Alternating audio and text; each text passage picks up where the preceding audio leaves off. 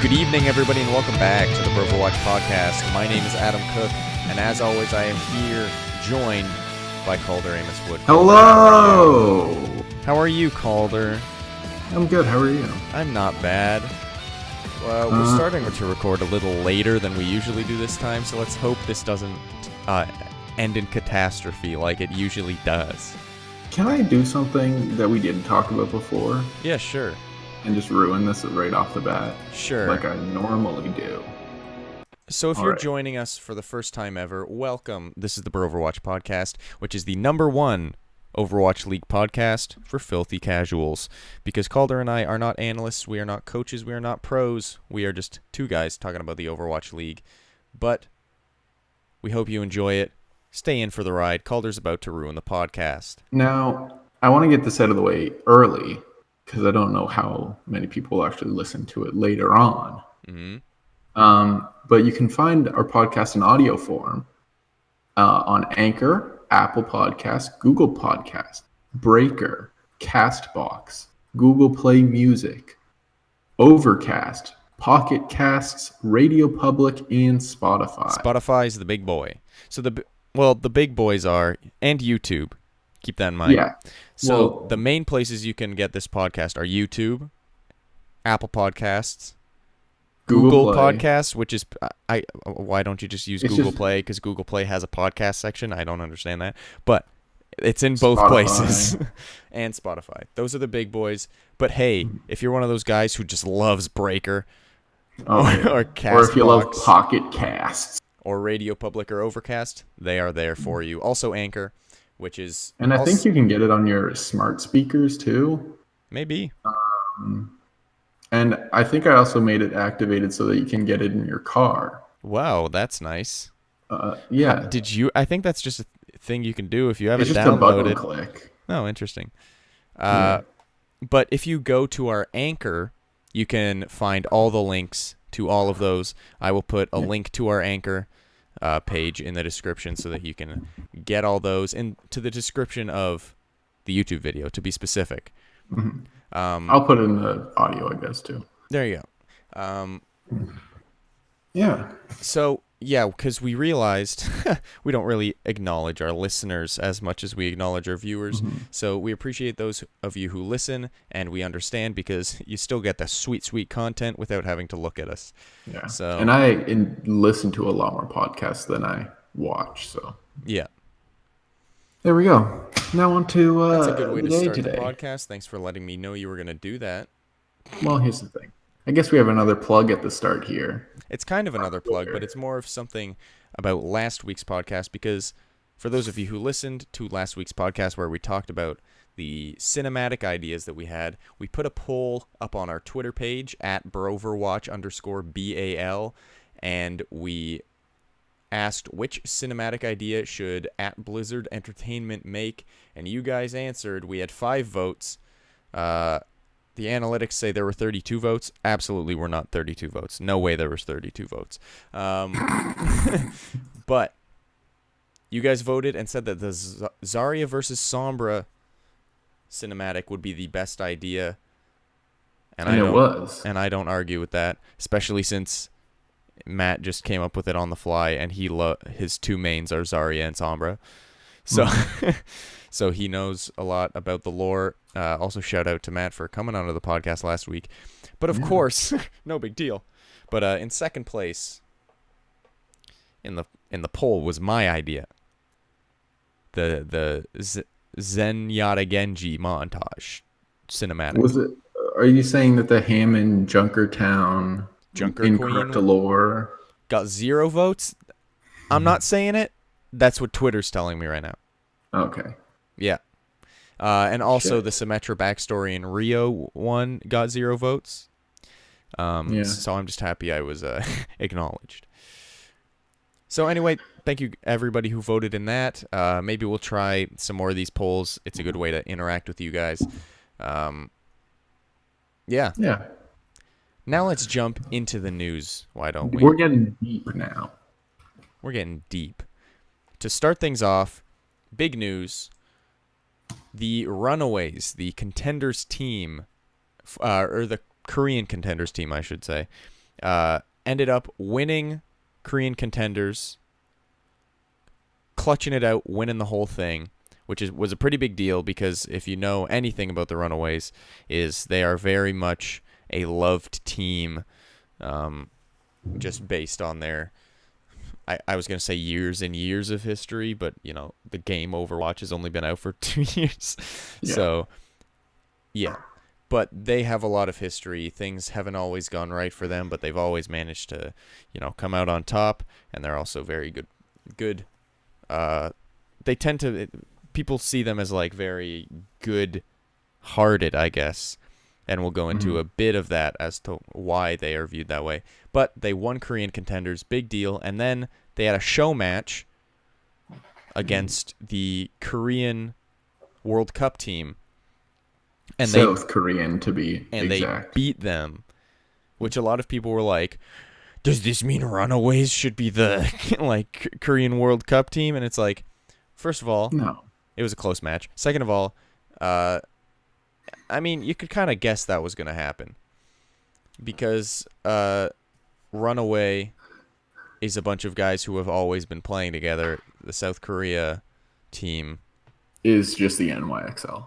Well, I was going to say people from different teams, so they don't necessarily have that synergy yet. I also just don't think South Korea would have been trying their hardest in a showcase match game. Yeah. Yeah. Whereas I feel like Runaway might have been is NYXL sandbagging again? Are they sandbagging? Sandbagging team.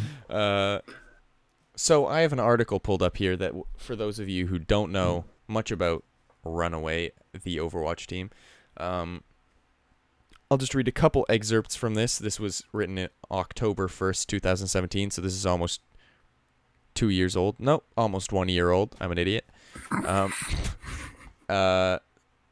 So it gives a little bit of insight into who they are as a team.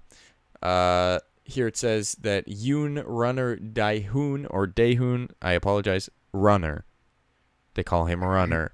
Plays the role of founder, manager, and quote-unquote dad of Runaway. Daddy?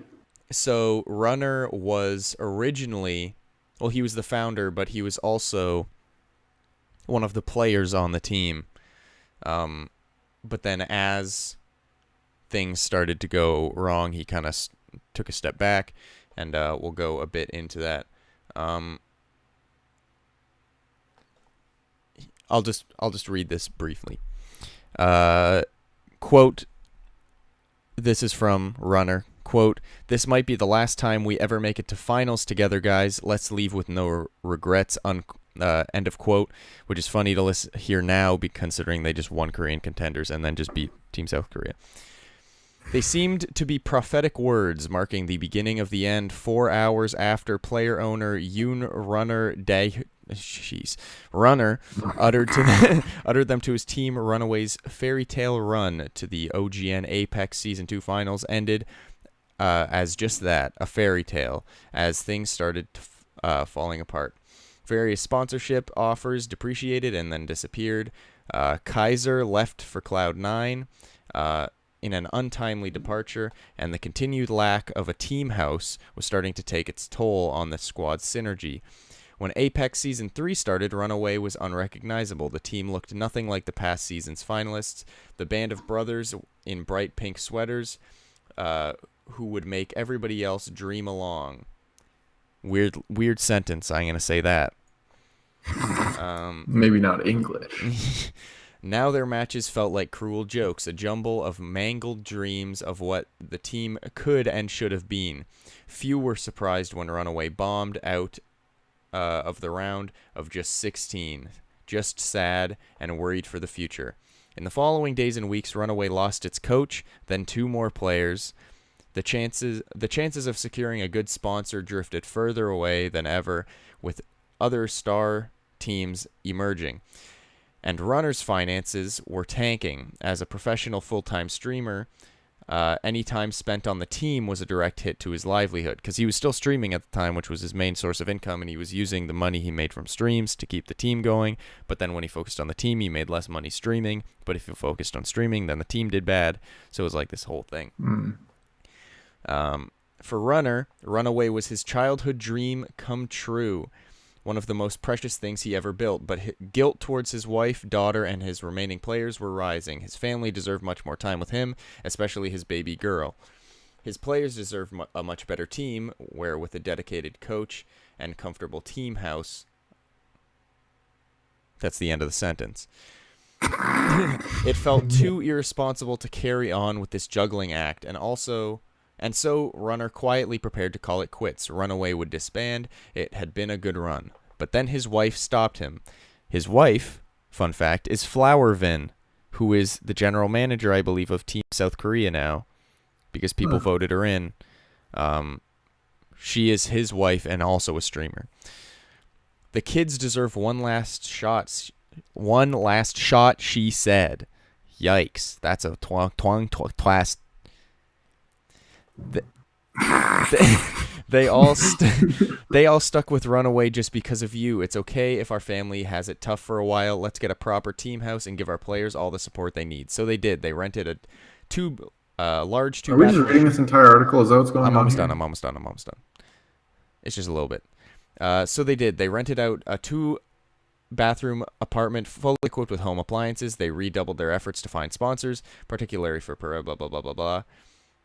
The team and the fans responded in kind. The players volunteered to help with rent and started to push themselves further in practice sessions. One fan anonymously gifted a brand new 17-kilogram washing machine. Wow. Whoa. And Zenix Creative, although not a sponsor, donated gaming chairs to them, and they eventually got a Logitech sponsor. And then there's a bunch of stuff like TZ left the team to go to London Spitfire. But then they also gained Hureg from London Spitfire at the end of the season. So that kind of gives... And also, this isn't in the article. I'm done reading the article. But something I was reading about them was most teams, even in contenders, have players on contract saying you have to stay on the team for this amount of time, as most teams do. But since Runner and Flowervin knew that, they don't have necessarily all of the resources, thank you, the resources needed for players to have the best experience, they didn't have all their players under a set contract. That's why TZ and Kaiser were able to come and go as they pleased, because they wanted the players to be able to go to better teams. But then they had kind of a core roster that was like, no, we're sticking with you guys because we love you guys. And that's kind of why I think they're doing so well, is because they have this synergy and more of a family vibe in the team. It's more of a family than just a esports team. Yeah. Right? I don't know where it was. I think it was just for I don't know, one of the early games in Contenders Korea, or maybe it was to qualify for Contenders Korea. I don't know. But there's this clip of Runaway winning, and then Flowervin running on stage and giving every single player a hug, and she looks like just a proud mom, and it's just so and all the players are like, yay, doing the awkward hug behind the chair thing, and it's they just seem like such a positive team. And we'll talk about this a bit later, but people are now talking, especially since everybody loves this team and they're doing so well. People are saying that they might just be pulled over the full roster and the full blah, blah, blah, right to the Overwatch League. One of the two Asian, I guess it would just be Korea. They'll probably just get 2 Korea teams. Or no, 1 China and then 1 Korea. Gangsu. Right. So a lot of people are saying that the new Korea team, because there will probably be a new Korea team, should just pull a Runaway and have a Runaway be the team and call them the South Korea Runaways. or something.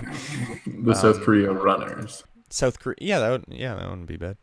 But yeah, so it's very cool. I haven't actually seen the grand finals of the Korean Contenders or their show match against South Korea, but I'm probably going to because there's so much contenders. There's so much contenders. We can't keep up. There's Australian contenders, EU contenders, Korean contenders, and then North American contenders. There's also China. Oh yeah, there's Chinese contenders as well. And North America and Pacific and South America. Yeah. So there's 1, 2, 3, 4, 5, 6, 7 different contenders leagues. Yeah. Yikes. That's a lot. Yeah, that's a lot of contenders leagues. Mm-hmm. And I'm just gonna mention this quickly. There's 2 other teams, 2 other parts of contenders that are in their finals right now, and it's Europe, who has Angry Titans and Eagle Gaming in the finals. Mm-hmm. And North America, who has Fusion University and XL2. So the Fusion farm team and the NYXL farm team. Seems appropriate. Just like in the... not really. London won. But that one's got like Flower, Nene. Well, his name Zachary. Is now Hanamuro, or sorry. No, it's Nanohana.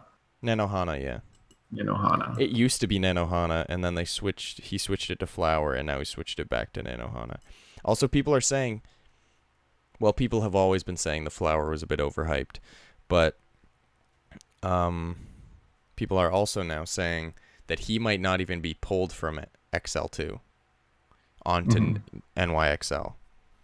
Well, NYXL is doing so well, like, yeah, it'd need to be another team that took him. I would not be surprised if New York was like, hey, we will give you this other team, we will give you Nanohana if you give us these 2 players we want, or something. Mm-hmm. Well, what 2 players would they want, honestly? I don't know, dude. I could see Zachary being pulled, though, because he's, 18? Yeah, but not onto NYXL. No. Oh, for Fusion University. To another team, yeah. Which is another topic in and of itself. Yep, so this is the runaway stuff. I'm rooting for him. I would love if just they got completely pulled, full management staff and coaches and, like, everything. Yeah. Although maybe they would have more resources, so they might expand a little bit. Well, yeah. But just like Lunatic High did with London. It's London, right? Yeah. Anyway, next story. Was Lunatic High to London? I thought Lunatic High was to Seoul.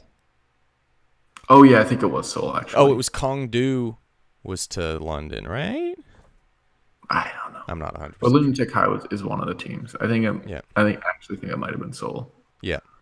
Anyway, which is funny because they didn't do very well. Next story. xQc. We got our favorite Canadian. Our favorite Canadian. Well, that's debatable. We've got some. Our favorite Canadian Overwatch streamer with over 8,000 followers. Sure. I'm pretty sure Sure4 has over 8,000 followers on Twitch. But have you ever watched a Sure4 stream? Well, he doesn't really stream anymore. Exactly. So,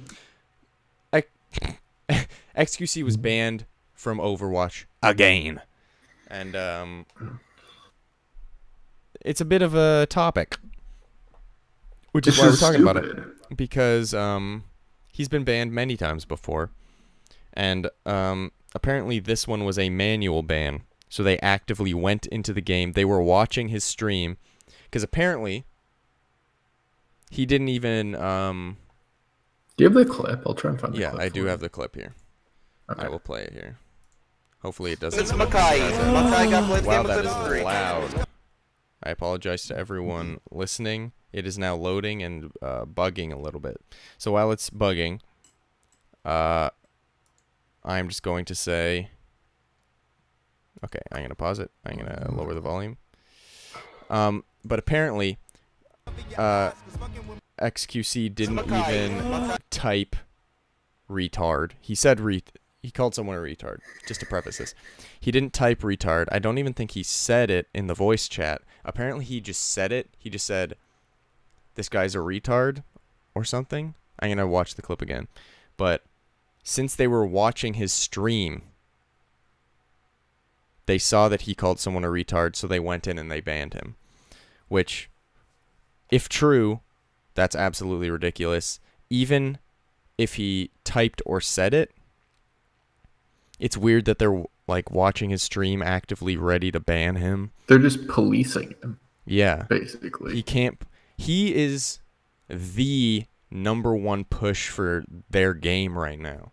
Mm-hmm. Like when you see Overwatch on Twitch and it's like fourth or fifth place in the streaming thing, if you eliminate xQc, it drops to like 17th. Like it doesn't make any sense. I don't know why they're policing him so hard. And not only that, but on the same day that he got banned, there was at least one person, but I think two, that were stream sniping him all day for like 8 hours.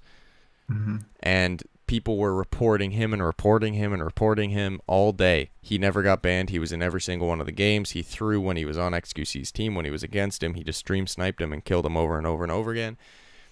And he just kept coming into games because he was never banned. And then the second xQc drops an R bomb, he's out of the game. Oh my God. And it's like a 15-day ban. And sure, he's able to just go on his other account and play.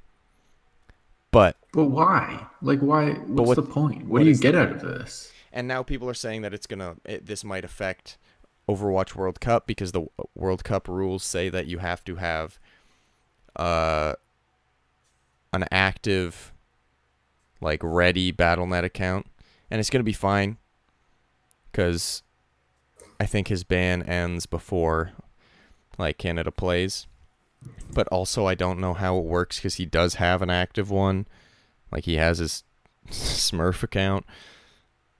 Or his alternate account. So, I don't know.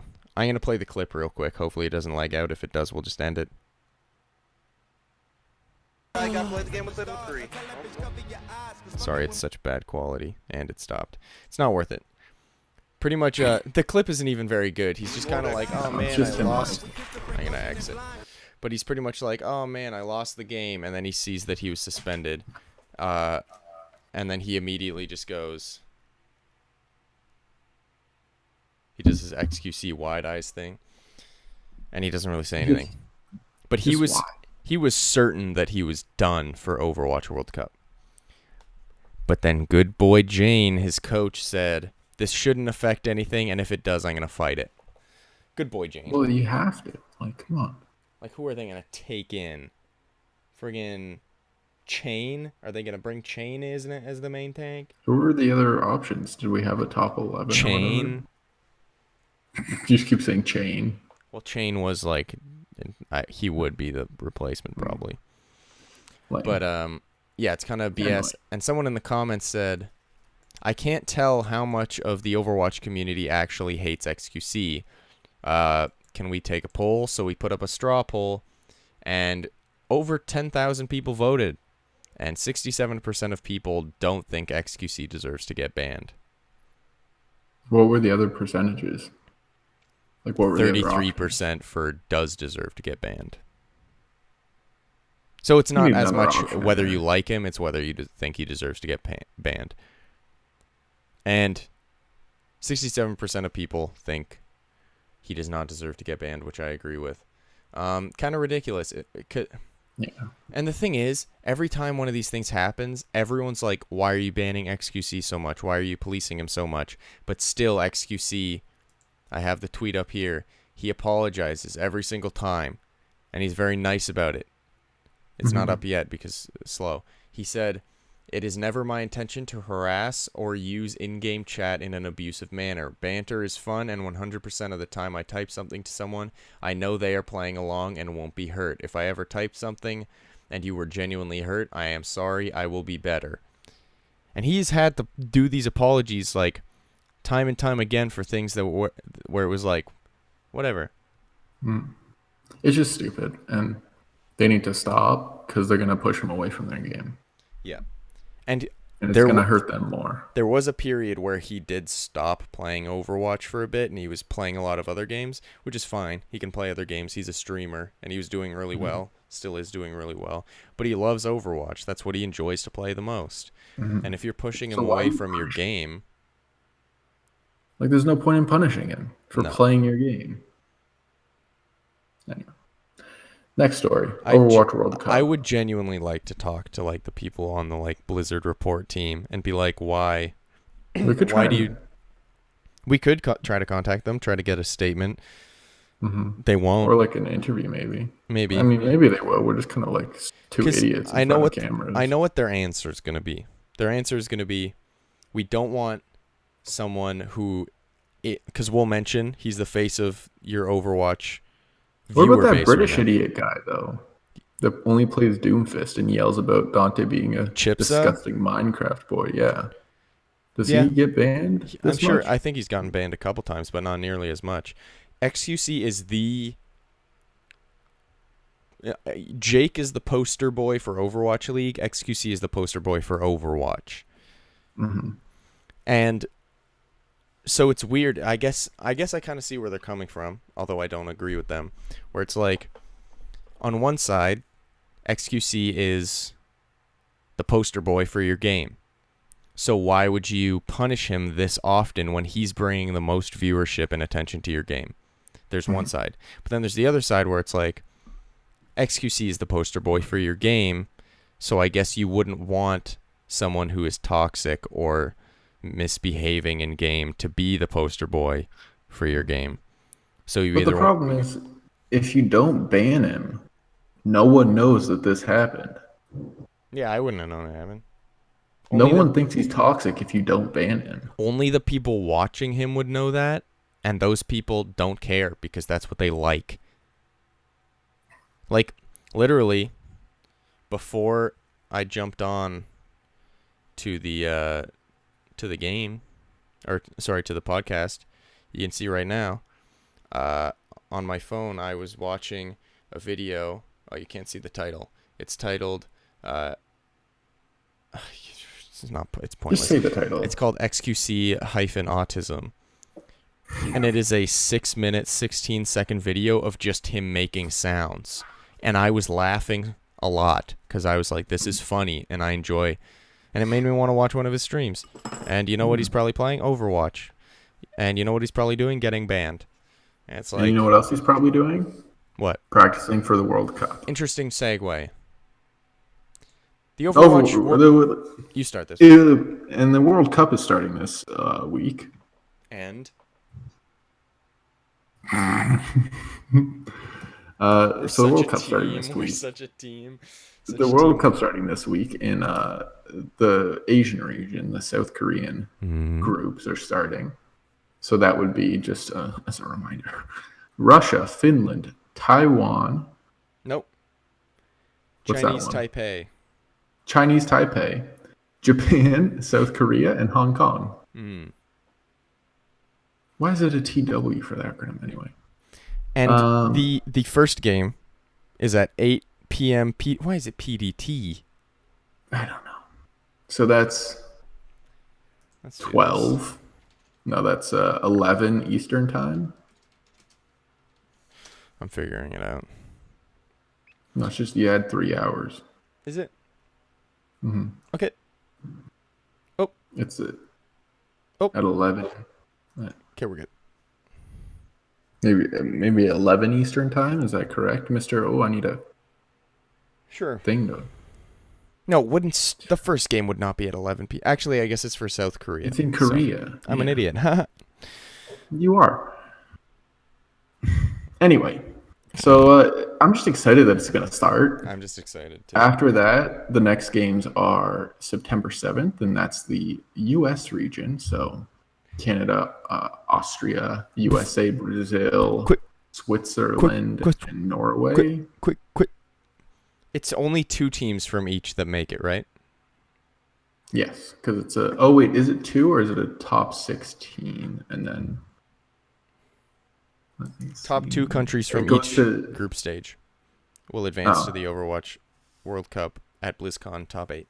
So it's 2 from each. But they narrow it down to top 16 first and then top 2 each. They don't just go to top 2. That's what it says here. Interesting. So, for example, in the South Korea bracket, Russia, Finland, and South Korea could all make it? No. There's No. 4 groups, so 4 of each would go through to top 16. Mm-hmm. And then... so they eliminate I'd 2 assume, and then they choose 2. Yeah, they eliminate 2, and then I assume that those 4 play each other, like, within that group. So Finland, Chinese Taipei, Japan, Russia would play, and then the top 2 would come out. Okay. Now we know. Yeah. So this looks like it'll be... Finland, we'll get South to the Korea. action around early October. Yeah. Which is... When's BlizzCon? Because I remember with the first World Cup, it was very much like, hey, there's competitive Overwatch happening right now. Because this is before I even knew that there was even really a competitive Overwatch scene. I was just like, I'm going to watch more. BlizzCon's November 2nd and 3rd. Okay. So that'll be the finals. Oh, so things are probably going to move along pretty quickly. Because it'll just be September, October. Bada bing, bada boom. We're there. Mm-hmm. Yeah. Now, I think we did this in a previous podcast, but I already forget my own answers and definitely forget yours. Who do you think in the South Korea bracket is going to be the top 2? South Korea. Yeah. And let me just pull it up again. Finland for me. Yeah, that seems like a good choice. Maybe Russia. Why is it bringing But that's this? the only other. You know what? No, it's going to be Finland, South Korea. I don't think there's any other option. Yeah, I don't. Russia has a chance to maybe almost get there, maybe, but I think. And we could sure. just be honestly the biggest wild card here is Chinese Taipei. Yeah, maybe we're sleeping on Chinese Taipei. I don't know. But I'm not 100% sure. And we'll give our other predictions when the other groups start to get underway later on. Oh, so we're not going to give them now? No, because there's no point. Okay, those other ones are like 2 or 3 weeks away. Well, I was just going to give our 2 first. We'll just shut up. So, next story. Toronto. More news on the Toronto expansion team. We haven't really had this many updates on the other expansion teams. Which is making me hopeful that this is real. Well, it looks real because it was reported by ESPN as well as the Esports Observer. So I wrote down a couple notes here so I don't read the whole article like another one of my hosts. Interesting. And the investor I wonder team, which host he's talking about. The investor team, Matt deVries. The investor team is made up of an investor in the Penguins who's from Toronto named Michael Kimmel and Splice Esports, who has a bunch of esports teams, including like League of Legends and stuff. Yeah. They recently dropped their Overwatch team. Which is interesting. May-ish. So it seems like this has been in the works for a while. But before Overwatch League started, they had some pretty big name players on their team, including iRemix, Baby Bay, Michael, who's pretty much just a YouTuber now. And Clockwork. Whoa. So, one thing you'll notice about those 3 players, got very little playing time near the end of the season there. Very true, very true. Actually, iRemix got a lot of playing time at the end compared to the rest of his time. Yeah. He got beginning and end play. Yeah. Not much in the middle at all. No, not at all. But we could see those 3 reunite and join the Splice team if there is a relationship like that within the Splice esports team. I'm not really sure. That would be interesting. Because I think Shock has enough DPS. I think. Oh, really? Are you sure? I think Houston needs a tracer player.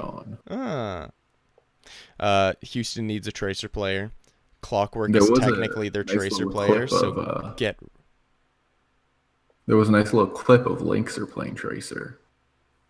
180 pulse bomb. I saw it, yeah. He's really good. But I was like, he's probably played 1 million hours of that. And that's the one highlight we see. Yeah. He only has 1 highlight so far. Here's the thing. Linkser did well on Tracer at the end, but it's like, why would you put Linkser on Tracer when you could put him on Widow. Although they did do some interesting, like, Lynx are on Widow while Jake's on Junkrat, and then, Lynx are on Tracer while Jake's on Junkrat, and then Lynx switches to Widow, and then Jake goes to Tracer, and they did some, like, weird swapper-oopie doopies, which worked for a little bit, and then they didn't make the playoffs. So, last part of this Toronto story, it's an estimated $35 million buy-in. Okay. So that's on the lower end, I guess. Yeah, for the 20 to 60 million range that we got. Yeah. And I guess that kind of makes sense too, because Toronto's a pretty big name city, so I guess they had a little more negotiating room. Probably. Than like Atlanta. Yeah. Well, like, we also didn't hear. No, Atlanta's a huge city. Yeah. I'm also dumb, so. But yeah, so this is, unless I'm missing some other reports, this is the most detail we've gotten about these expansion teams besides the confirmation of Paris and Atlanta. Do you think they're not going to release any team names and logos and colors and stuff until all of the teams are announced? Yeah, for sure.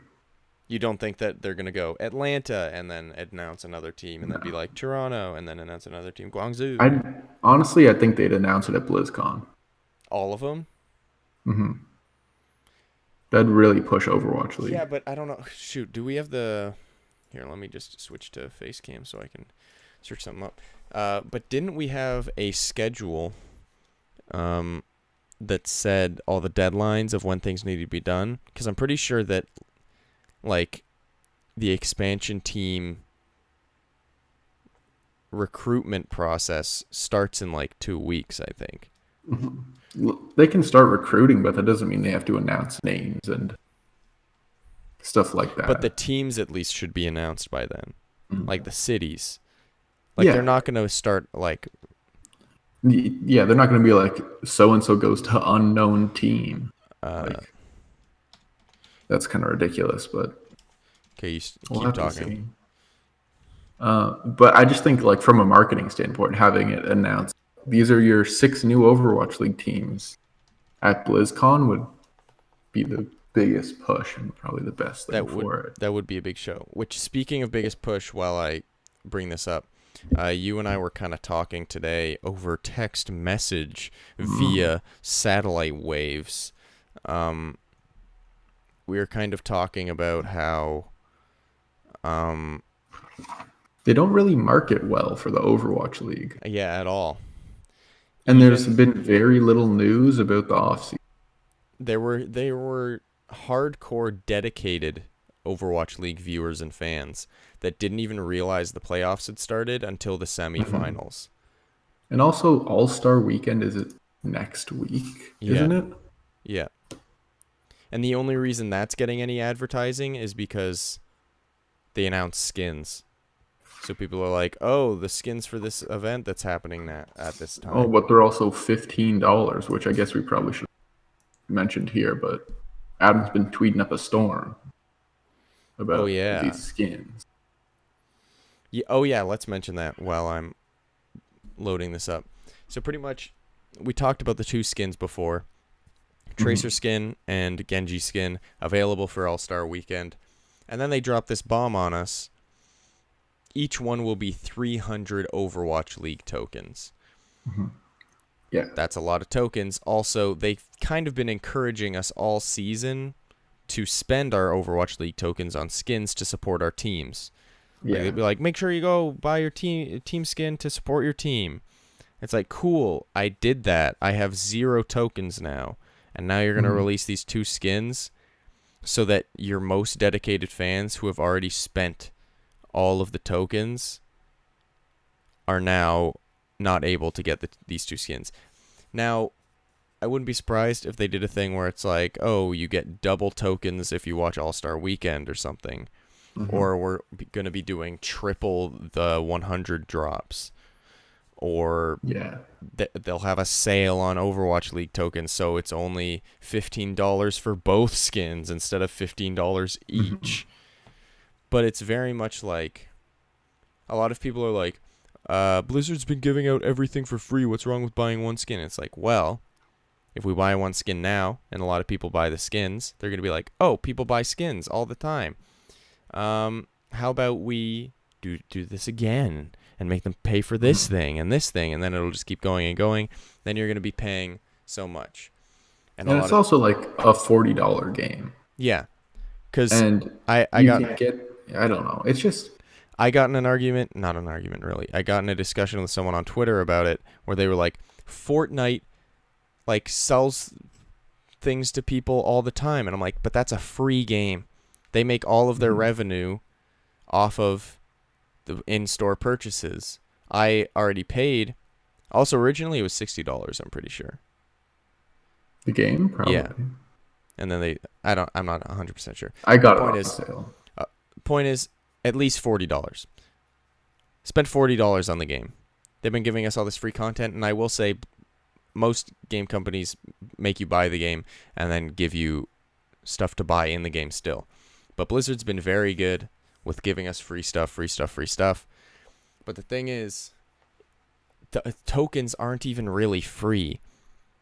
And I mentioned this on Twitter, and someone was like, what, it's a chore for you to watch Overwatch League? And it's like, no, I enjoy watching Overwatch League, but it's not like I didn't do anything for the tokens. That's a dumb thing to say. It's a chore for you. It's time. Yeah, it's time. Like, it's 6 hours of your life if you watch one night. It's a reward for being a dedicated fan. And the way they're repaying you for being a dedicated fan is giving you these tokens to spend on skins, which they encourage you to buy. And they never told us, oh, by the way, there might be something at the end, so save your tokens if you want something really special. If they told us that, I'd be completely fine. But there was no indication that we were going to spend stuff on other stuff. I don't know. I just hope they in some way fix it so that people can actually get something. Or just like extend an olive branch even a little bit. Like if they're like, oh, you get double the tokens, and I end up with 200 tokens or something, and it's $5 to buy another 100 tokens. Fun. It's like, yeah, that's fine. Or, big brain. What if they did it where it was like, which team are you cheering for? Atlantic or Pacific? You choose one, you get that skin for free. The other one is 300 tokens if you want that one too. See, that would make sense because it's like, oh, at least you get one skin. If you want the other one, you got to pay 300 tokens. Yeah. That I'd be fine with. Anyway, we should move on to our main topic. No, it doesn't even feel like that. I have the off-season schedule here. Oh, okay. No, what the heck? Why'd they put it in point form? Oh, here. Okay, here we go. Existing teams will have from August 1st till September 8th to negotiate contract extensions with current players. So you got about 2 more weeks. Yeah. Oh. On September 9th, all players not under contract become free agents. New expansion teams will have an exclusive window from September 7th to October, from September 9th to October 7th to sign free agents. So we might not even get an announcement. We're not going to hear anything until the 9th. Yeah. Or not till the 9th, but we have till the 9th to hear about stuff. But I don't think teams are going to announce that we're re-signing a player. Teams probably aren't going to be announced at BlizzCon, I don't think, then, because it's in November, and their signing ends in October. So that it was a good theory. I could see like names and colors being announced. I don't know if it's actually all the cities announced, because they've already announced 2 of the cities. Wait, what are you saying, that they might announce I could see colors at BlizzCon? Yeah, like colors, names. Yeah, I guess headlines could be like Clockwork to Toronto or something. Yeah. Instead of like Clockwork gets signed to the Toronto Polar Bears. Garbage name. But that's just a theory. I have no inside information at all. I mean, neither of us do. But I'm just hoping we get some news soon on anything. Like the only news we've had about roster changes is Seagull left Dallas Fuel to stream full time. Oh, I did see an article. not an article, but a post on Reddit. I don't have a source for this, or sorry, I don't have a like article or any sort of credit for this, but it's apparently Slasher said it. Slasher tweeted it. But apparently Birdering has requested to be transferred from London to Dallas because he wants to make his dad proud by continuing his legacy, is what he said apparently. I'm not sure what that means. Which, big if true. Yeah. Yeah, that'd be huge. Big for Dallas, first of all. Oh, and apparently he also said he wants to do something that Rascal could never do, win on the Dallas Fuel. Which is also fantastic. Did he actually say that, though? Well, that's what Slasher said, that he said. And I was thinking of Effect. I was thinking he was talking about Effect, and I was like, that's really just rubbing salt in the wound there. No. But that would be cool, because I get, like, the London duo was Birdring, Prophet. But they have other DPS. And I guess if they're talking about swaps and stuff... Well, London, not anymore. I guess, they're... Yeah. It's Birdring and Prophet. It is interesting. Like, I understand he wants to be where his dad was. But, dad being Seagull, for those who haven't picked up yet. I didn't know that. You didn't... No, I didn't pick up on that at all. Really? I thought it was his actual dad. I was like, good thing I clarified. It's Seagull. Because Seagull was on the Dallas Fuel. And then he left, and Birdring is his son. Anyway. So, I do find it interesting that Birdring would want to leave the team that he just won grand finals with. That's interesting to me. He also did... Keep in mind, this is all rumors, but... Yeah. He did pull out of the... This is not a rumor. Yeah. He pulled out of the All-Star game because of suspected injury, so Prophet's going to be in now, which is nice. Anyway. It's good because Prophet should have been in anyway. I'm not that Birdring shouldn't have been in, but Prophet should have been in. Yeah. Anyway. And also, just to clarify, it's not a new injury. He just wants to take time off to fully heal his wrist. We should get to the thing that me and Adam talked about, and then he forgot about. So I'm just gonna try and carry this. You tell me what you think, okay? Yeah, I'm just gonna kind of give you feedback.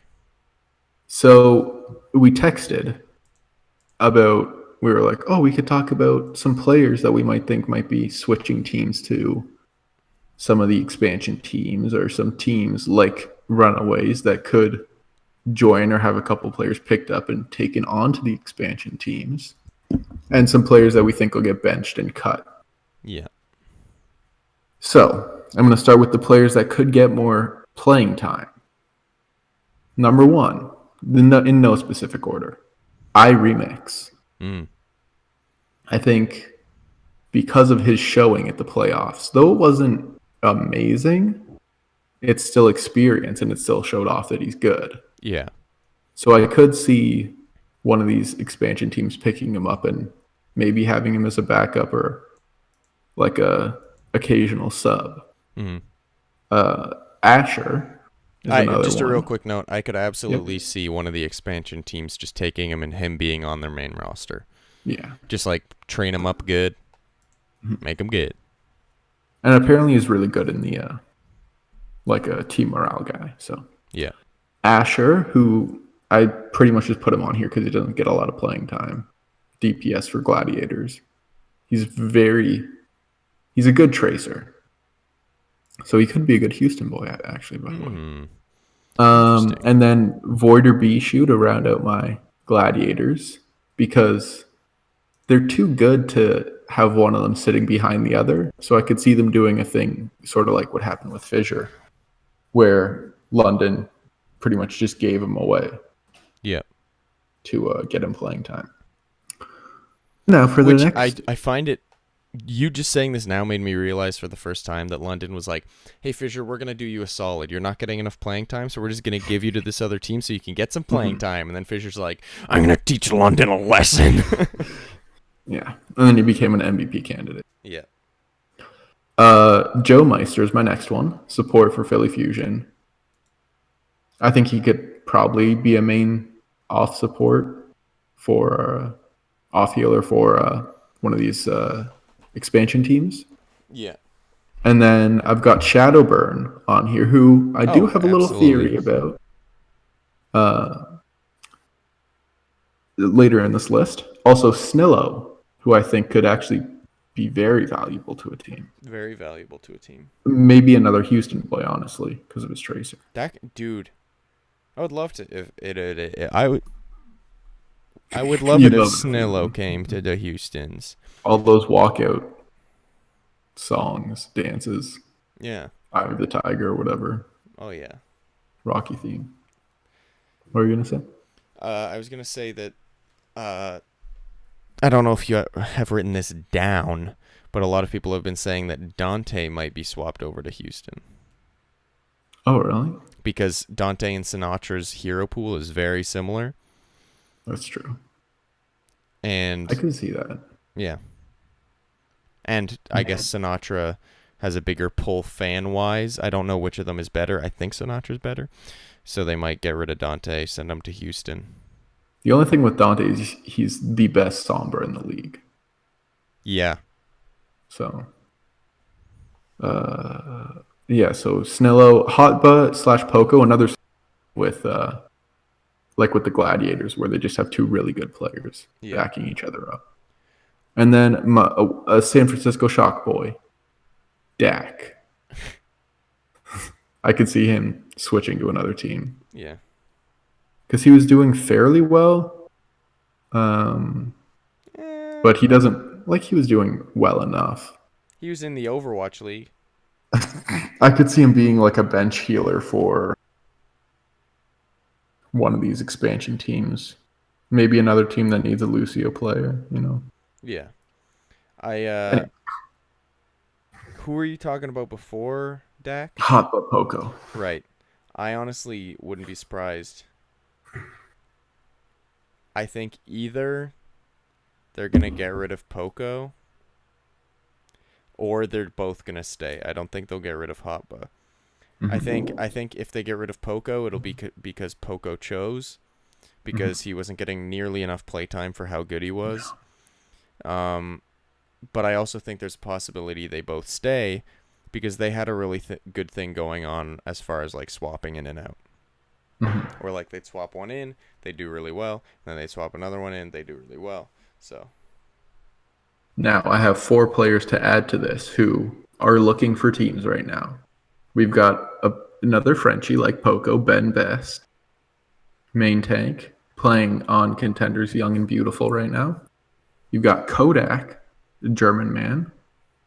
I'm not sure if he's playing on the national team. I don't know. He's a support that plays for Mosaic. Visility, Dutch. I actually think he is on the World Cup team. Flex DPS on Toronto Esports, the Boston Uprising team. So you could see him maybe coming to Boston. What does he play, sorry? Flex DPS roles. Yeah, I guess if Mistakes... Here's the thing, Mistakes is good, but like maybe they... Yeah, the thing is, like, personally, I don't think Mistakes is that good. He's later on this list, if just a little foreshadowing. Ooh, interesting. And then also Dal Su, who plays for Vast and is a flex support. And teams literally always need supports. So look at Boston, they've got 6 of them. And only play 2 of them ever. Yeah, I guess they swapped Aim God in once. They swapped Neko out for Aim God once in a while. Just gonna say these teams because I don't think either of us are gonna have a lot of input on it, but there's like a couple contenders teams with 9-1, 19-1, 20. There's actually one with 20-0, 18-2 records. So Sydney Drop Bears, I could see a couple people being taken from them because they're 20-0 in the Australia contenders. Ooh. Giganti. Also, what an Australian name. I know. And there are things was like it koala. Again? The Drop Bears? Yeah. There's Giganti, who's 18-2. LFZ, I forget what the Chinese. Los Francisco Giants. Nope, it's Z. Giants. They're 19-1. There's also Brazilian Gaming House. Weak translation on that name. 19-1. And then there's 1 Point, who is kind of like Runaways, where they just kind of formed a team and wanted to do as well as they could. But all the players on that team are looking for a team now, and they finished top 8 in, I forget which contenders region it was, but they finished top 8 in whatever region. So I could see a couple players being picked and taken from there. Yeah, or going to better contenders teams. I'm interested to see how consistent or how often players are being pulled straight from their farm teams, or whether it's just whatever. Yeah. We'll just pull from wherever. Because I feel like the only team where it was like, oh, they're definitely just going to pull from their farm team was NYXL, but I don't even know if they need to. Yeah. So that'll be interesting. It's weird because we don't really know how they're going to interact, right? How these two different teams are going to interact with each other. Exactly. So now my last category, bench/cut. This is the fun. I'll make distinctions if you want me to. Yeah. But I feel like you won't. I won't need to. Okay. Really. Mistakes. I'm thinking a little more bench time because they need diversity in that. They could still use them. So a little more bench time. Maybe get someone like a Shadowburn or like that can play a bunch of different heroes that you don't have because they can only play dive with the hero pools they have. Yeah. I wrote down for this most of Florida's players because I could see Florida running out a pretty different team than this last year. Florida, because they're already teasing their color change. I could see them doing a full reboot. Yeah. New color, new logo, new players. Mm-hmm. Yeah. SBB. Sabiolbi. You think he? There's no. I'm thinking a little. You're gonna see him a little because he didn't really do great in the playoffs there. Disagree. Here's the thing. His hero pool is a little iffy in this meta. This is fun because we disagree on something. I absolutely disagree with you that he didn't do well in the playoffs. He popped off on that Hanzo boy. I know, but you have a better Hanzo on the team. Not if Sabiolbi is doing better than him on Hanzo. No. I think Libero is a better Hanzo, and I think the whole team knows that. So unless Sabiolbi can either add a different hero to his pool, or get really good at Brigitte, he might not fit too well. Here's the thing: you never know when Trace is going to come back into the meta. Especially with Hamster Ball. You never know when Trace is going to come back into the meta, my dude. Also, have you even thought about the idea that Hamster Ball is going to be in the next season? I've thought about it a little bit, but every time I think about it, I try not to think about it. But what I find interesting is I was reading the match discussion for the Runaways versus Team South Korea thing, and most of the top comments were like, wow, Sabiolbi and Fate had like great dives. Sabiolbi popped off. Did you hear that, Calder? Sabiolbi popped off. Did you hear that, Calder? I'm just saying he could get a little more bench time this coming season. That's not. You also have to think that Pine's going to be even better than he was last year. Here's what I'm going to say. I don't think he will get more bench time, but I also think we'll see him play more heroes because he's going to spend the offseason grinding that. All right. Are you ready? He is the core of that team. Anyway, continue. Yeah. Are you ready for this next one? Yes. Might have a conniption fit. Well, I'll probably have another. What? He did not do well in the finals. He did not do well in the finals. Because teams figured out how to shut him down. There's something we can agree on.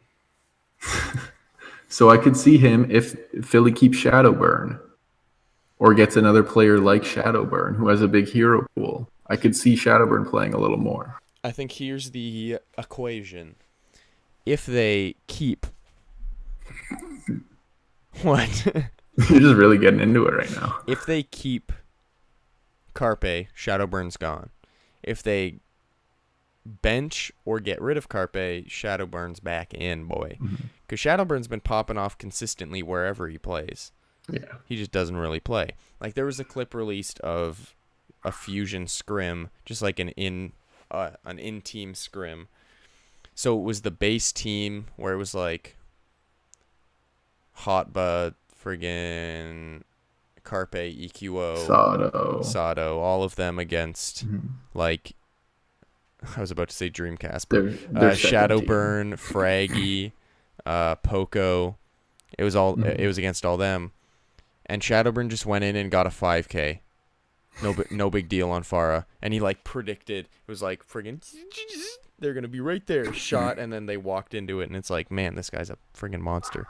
But so yeah, it's a bold but not fully out there prediction to say get rid of Carpe, give Shadowburn, or not even just get rid of, just like bench him, give Shadowburn a little more playing time. Give Shadowburn a little more playing time.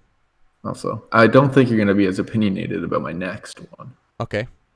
Nevix on the San Francisco Shock. Off tank.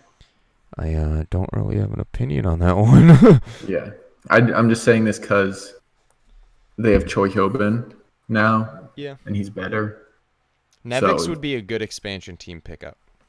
That is true. I didn't think about that. Because he did do very well when he did play, for the most part. Maybe Nomi too, honestly.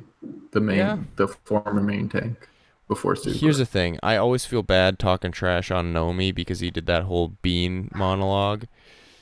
So I feel bad for him because I know his life situation was not very good before the Overwatch League.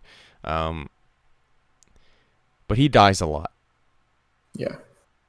He tends to be more on the dying side than the living side. Kind of like Dak. Also, I have a green screen up so that I at least have some light. Like, it's just a green screen, but it makes my teeth look yellow. So... You'll be fine. We're almost done. I know, we're almost done. But yeah, I think Nevix would be a good pickup. Nomi would be a pickup. Could be a pickup. Final item on my list here. Shanghai Dragons, except for Giguri, Dia, Damon, and Altering. Maybe Sky too. Here's an interesting thing. And those are cuts, by the way, the rest of the Shanghai Dragons. Those aren't benches. Here's one thing I will say. I agree that those people will most likely all get cut. Here's what I will say. Are you saying those people will stay on the team? Or that they'll stay on the team. I disagree. Because they'll move to another team? They have been implying heavily that they are going to stick to the Chinese-only thing. So Giguri... so you think they're going to move all the good players off the Shanghai Dragon? I think Giguri, Addo, for sure are leaving. I forgot Addo. And then what do you think about Dia, Damon, Altering? Dia, I think, will either stay or leave. I don't know what'll happen. Friggin' Dia.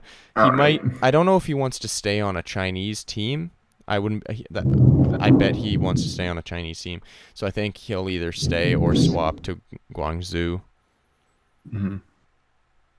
But he's like a high-tier player, so he might want to switch. I think he just needs better management because he's a good player, but it was very clear that he was not good under pressure. So I feel like he needs to be taught how to do better under pressure. So you think Shanghai's gonna cut the Koreans out, and then, wow, that'd be actually really interesting if they cut Addo and Giguri and they went to an expansion team. That would be a good trade. If they went to Toronto, I'd buy that jersey instantly. Oh, you just made my eyes cry of happy. This is my dream, okay? It's not ever going to happen. Giguri and Otto to Toronto. Also, fun fact.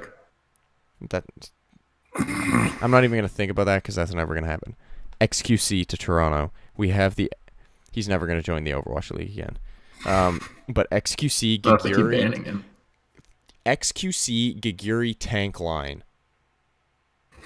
Think about that, dude. That's insane. But yeah, that would be nuts. I absolutely do think that Giguri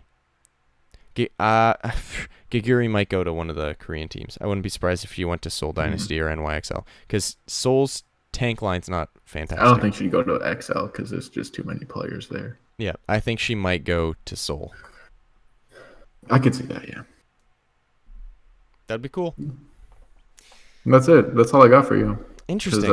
I prepared for this week, unlike most weeks. I was about to say, usually I'm the carry, but you carried this team. I tried. I'm joking. I tried once. I'm joking, by the way. I mean, I'm not joking about you being the carry. I'm joking about me usually being. We have our episodes. We have our episodes. This is a good one. I like this one. This was much more. I've enjoyed this one too. I enjoyed just having a little chat about Overwatch. This is actually longer than we usually go. It was an hour 6 minutes.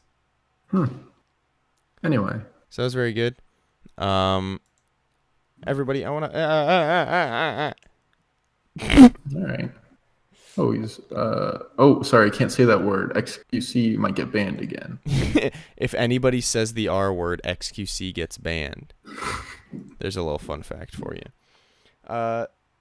So before we close out the podcast, I'm gonna read out all of our places that you can get our podcast, and I am also going to mention our social medias so that you can check us out there, because we post somewhat regularly. We're going to be posting a little more regularly now. I'm going to start posting on Instagram again, because I'm going to try to tweet recently. I'm going to try to tweet more, retweet less. Actually, you know what? I'll retweet the same amount. I've also got access to that now, so I can give you some fuego. And I'll sign my name to them, so I doesn't get in trouble. Sure. You're welcome. So here is where you can reach us. Anchor.fm/Broverwatch. Easy. Anchor.fm/Broverwatch. FM like your radio. Yes. Or the letters just F and M. Most people know the alphabet. So if you go to anchor.fm/Broverwatch, you will be able to see every single place that you can get our podcast. And those places are Anchor, Apple Podcasts, Google Podcasts, Breaker, CastBox, Google Play Music, Overcast, Pocket Casts, Radio Public, and Spotify. Spotify's the big one. I know every single person in the world uses Spotify. Just search Broverwatch Podcast, and you should find us. So thank you, everybody, for listening to this episode of the Broverwatch Podcast. Be sure to check out our Twitter at Broverwatch_BAL and our Instagram at Broverwatch? I'm not sure. I'm going to check real quick. I don't have the Instagram app on my phone anymore. I'm trying to download it tonight. I was wondering why you hadn't posted on the Broverwatch page in a while. It is Broverwatch Podcast. So at Broverwatch Podcast on Instagram, and then because we got these stupid cucks sitting on all these Broverwatch names. Yeah, and then at Broverwatch_BAL on Twitter. Thank you, everybody, for watching. Be sure to love one another. Play some Overwatch. Climb that ladder. We believe in you. I'm trying to get to silver, please. I'm trying to get out of silver. Let's play together. Okay, let's do it.